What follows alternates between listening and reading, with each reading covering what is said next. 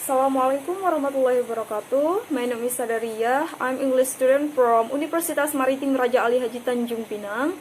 Today, I want to explain to you about developing this specification.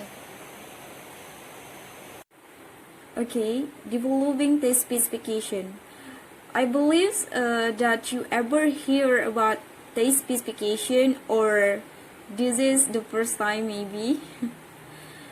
Okay, the specification, usually called specs, are generative explanatory documents for the creation of test tasks.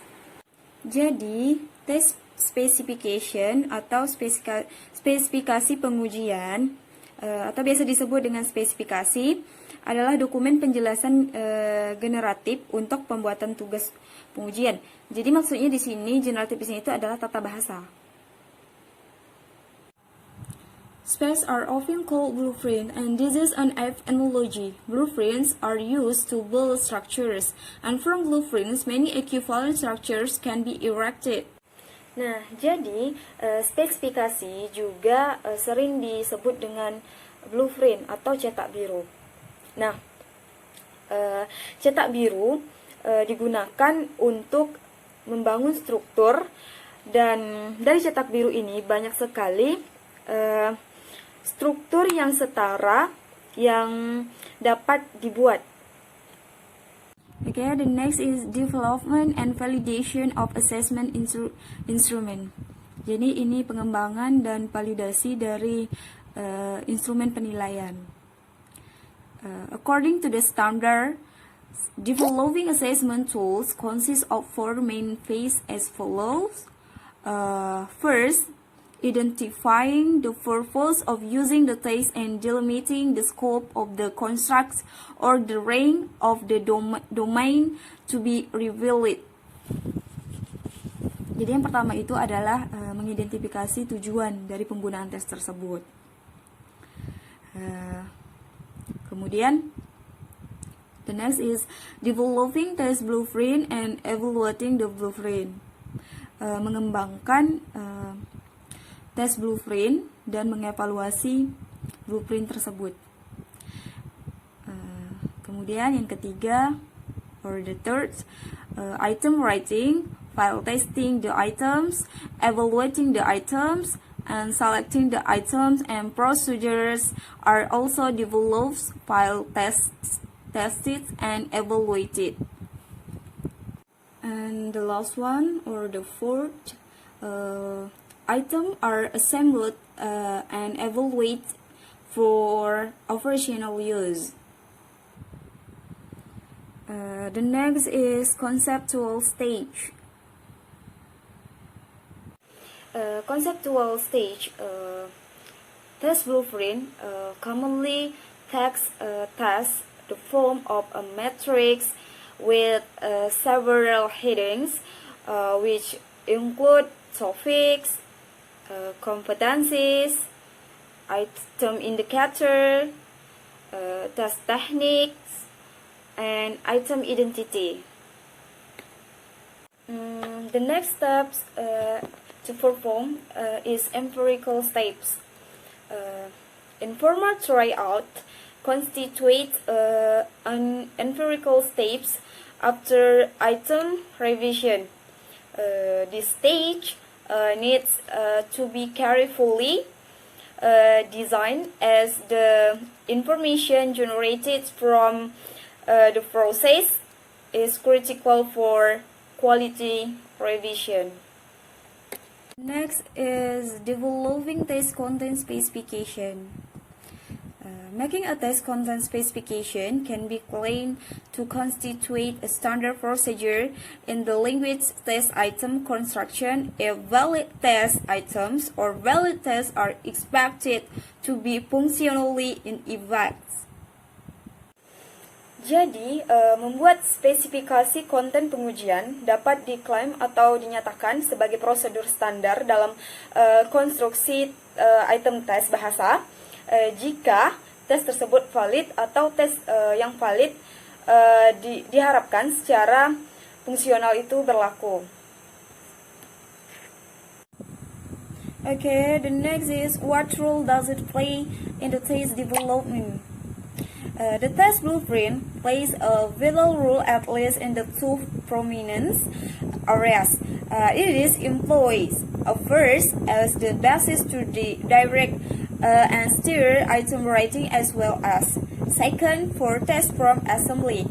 Besides this, as a consequence, the taste blueprint can also be used to serve as a reference for making accurate interpretation of the scores obtained by test takers. Oke, selanjutnya saya akan menjelaskan tentang blueprint yang saya buat. Di sini saya mengambil 2 KD atau kompetensi dasar. Nah, untuk blueprint yang saya buat itu modelnya seperti ini. Seperti ini. Oke, bisa dilihat ya. Oke, di kolom pertama itu ada konten, kemudian ada cognitive domain, total, and percentage. Oke, kemudian itu yang pertama itu ada language skill. Nah, language skill ini berdasarkan dari basic kompetensi. Nah, karena basic kompetensi saya adalah menganalisis fungsi sosial, struktur teks, dan unsur kebahasaan dari teks biografi pendek dan sederhana tentang tokoh terkenal sesuai dengan konteks penggunaannya. Di sini language skillnya reading, ya, karena di sini adalah dari kata menganalisis. Kemudian untuk kompetensi standar itu, sebelumnya saya mau menjelaskan tentang apa sih itu standar kompetensi atau kompetensi standar ya in Inggrisnya. Nah, standar kompetensi itu adalah tujuan pembelajaran yang secara umum. Nah, jadi kompetensi standarnya itu yaitu memahami fungsi sosial, struktur teks, dan unsur kebahasaan dalam teks biografi tentang tokoh terkenal. Nah, kemudian masuk ke indikator. Nah, apa sih indikator? Indikator itu adalah sesuatu yang dapat menjadi petunjuk atau keterangan. Artinya di sini ini sebagai petunjuk siswa. Siswa itu harus ngapain dalam KD ini? Nah, dari KD ini, dari kompetensi dasar ini siswa itu harus ngapain? Nah, itu indikator. Itu yang dinamakan indikator. Indikator itu jadi petunjuknya tuh di sini, siswa itu harus ngapain? Petunjuknya dari indikator ini. Nah, kemudian ada cognitive domain. Nah, cognitive domain ini terbagi menjadi 6 ya. Nah, jadi apa sih itu K, C, A, S, E? Nah, K itu adalah knowledge, kemudian C itu comprehension, A itu application, kemudian analysis, kemudian synthesis, dan yang terakhir itu adalah evaluation. Oke. Nah, kalau untuk apa sih ini 4 multiple choice, kemudian 9 fill the blank. Nah, ini adalah jumlah soal ya, jumlah soal dari indikator ini yang akan kita buat. Nah, harus sesuai dengan indikator ya. Nah, di sini masuk 4 soal multiple choice ini masuk ke knowledge. Kemudian di bagian C-nya atau comprehension itu tidak ada. Jika tidak ada itu kita strip. Dan kemudian selanjutnya di application ada nggak? Nggak ada juga ya untuk yang ini. Untuk indikator pertama. Oh iya, saya juga mau memberitahukan bahwasanya saya membuat 2 indikator ya. Kemudian selanjutnya yang di analysis juga nggak ada, sintesis juga nggak ada, dan evaluasi juga nggak ada. Selanjutnya untuk indikator yang 2. Indikator yang kedua ini masih berpedoman pada kompetensi dasar ini ya, pada KD ini.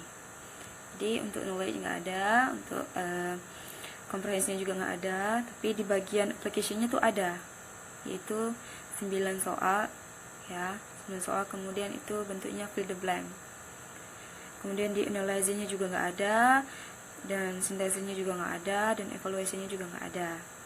Nah, kemudian barulah muncul total. Nah, total ini adalah jumlah dari 4 multiple choice ini ditambah dengan 9 yaitu fill the blank ini. Jadi itulah totalnya, yaitu 13. Nah, untuk percentage-nya ini dari mana dapat 65%? Itu adalah nanti kita hitung nih, nanti kita masuk ke soal selanjutnya. Bukan soal, masuk ke KD selanjutnya dulu, supaya nanti bisa dijumlahin, baru bisa membuat percentage-nya. Oke. Nah, ini untuk KD yang kedua.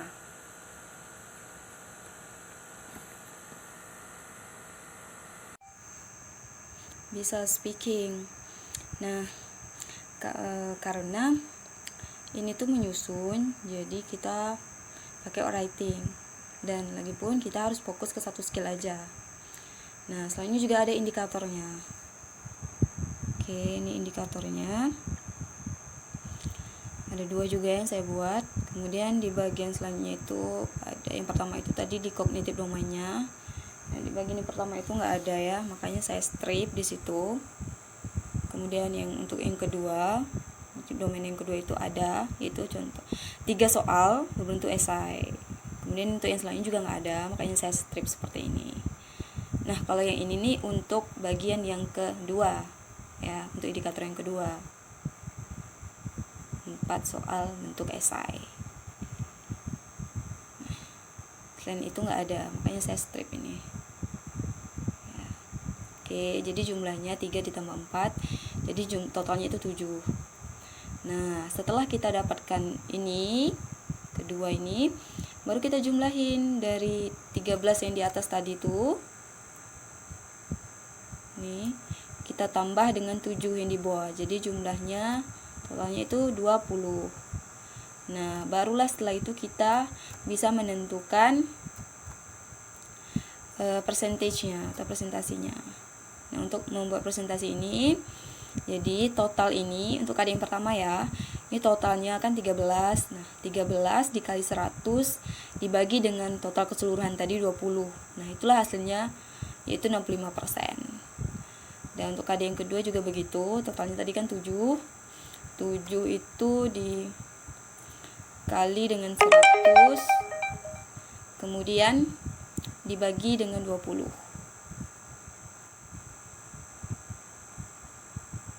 Dibagi dengan 20, jadi hasilnya 35%. Oke, nah untuk selanjutnya itu, ini total yang ini, persentasenya. Ini total yang tadi ya, 4 soal, ada 3 soal, ada 9 soal, kemudian yang terakhir itu juga ada 4 soal. Nah, ini juga, ini total keseluruhannya. Ini untuk mencari percentage yang di bawah ini. Jadi, 4 ini dikali dengan 100, dibagi dengan 20. Nah, itulah hasilnya 20. Begitu pun selanjutnya, ya. 3 dikali dengan 100, kemudian dibagi dengan 20, dan hasilnya 15. Itu percentage yang di bawah. Oke, jadi mungkin itu saja yang bisa saya sampaikan tentang blueprint yang saya buat, yang saya pahami sejauh ini. Terima kasih untuk perhatiannya. Saya ucapkan wabillahi taufiq wal hidayah. Wassalamualaikum warahmatullahi wabarakatuh.